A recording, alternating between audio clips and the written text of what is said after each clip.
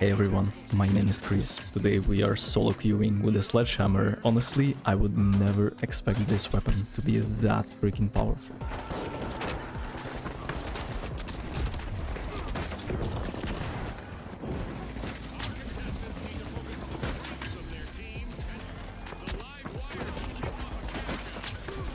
Here I'm just going for baby steps trying to learn the Sledgehammer because it's almost my first time using it.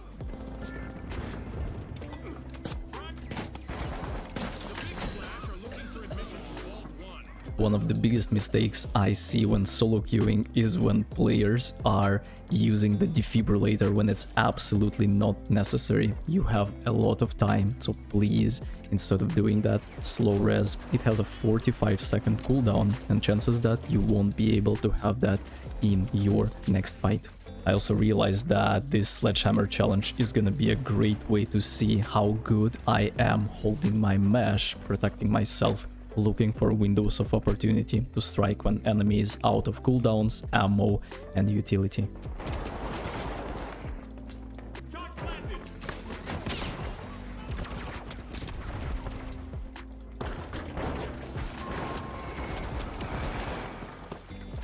Here I'm still learning the Sledgehammer, getting used to the range, or I should say zero range that you have, and I realized that in solo queue without giving comms to your mediums with movement, it's gonna be very difficult to close up the distance on your enemies.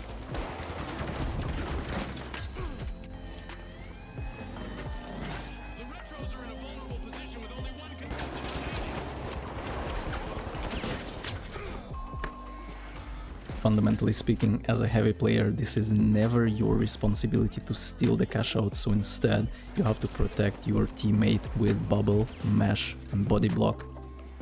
Here I also remember that floors, ceilings and walls are easily destructible if you have a Sledgehammer in hands.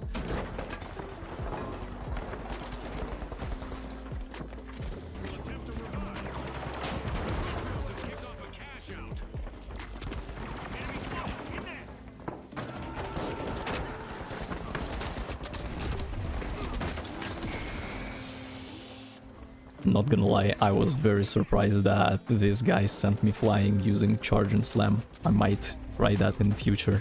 If you are being chased by enemies, you can always place C4s below you in order to surprise your enemies with additional burst damage. Unfortunately, in this clip, I placed the C4 way before and my dumbass decided to blow myself up on it.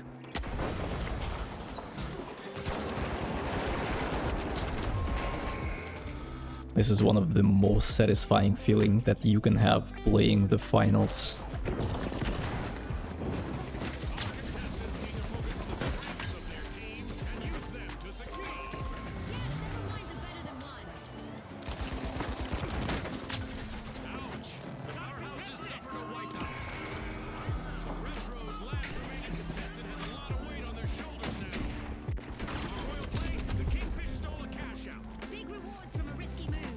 I actually don't get it. Can you show me at least one adequate human being who thinks that C4 barrel nukes should be in the game? This is not fun for the person who's holding them, not fun for the person who's being killed by it. It's just terrible.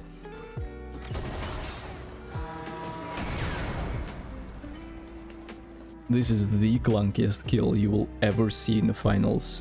I didn't even understand how that happened.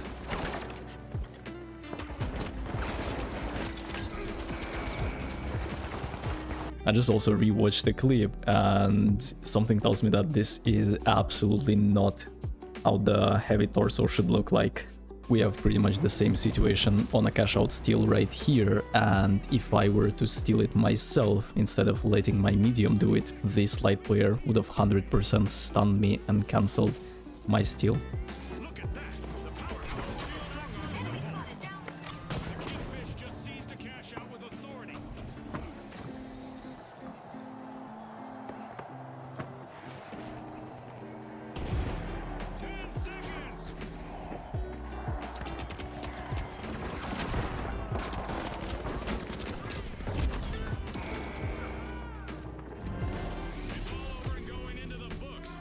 At the start of the second game I decided to go for one more nuke, and even an APS turret wouldn't stop me from doing that, which is very tragic. Again, this should never be in a game in the first place.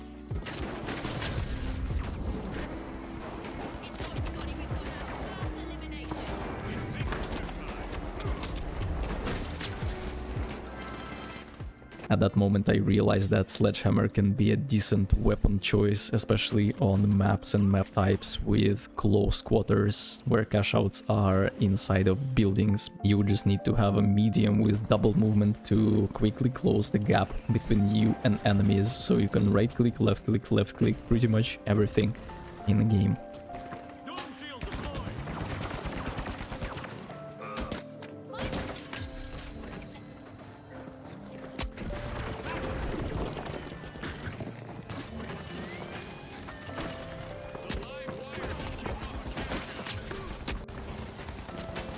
It's also really funny to look at your food that's desperately trying to escape your sledgehammer of death, but you understand that eventually you will catch it, and your food understands that you understand that you will eventually catch it.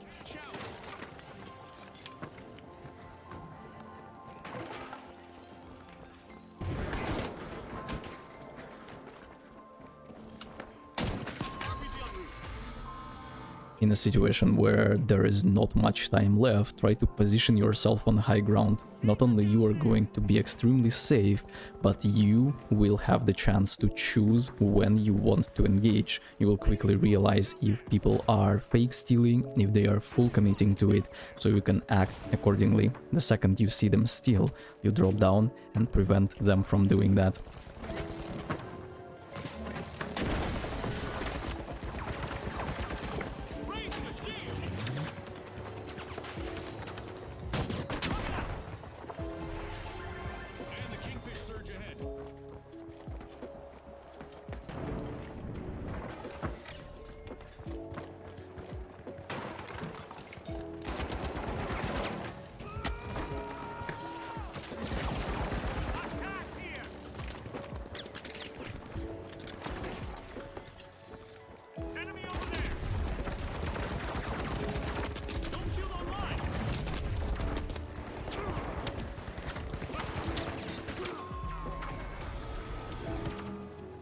Would be the juiciest triple kill if collateral damage would be a thing in the finals.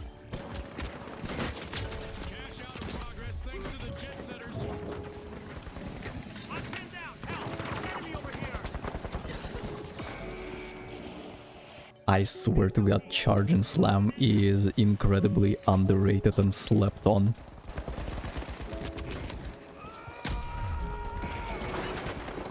This light player is gonna have nightmares about my Sledgehammer. And even though we tried our absolute hardest, we weren't able to cash it in time and got knocked out.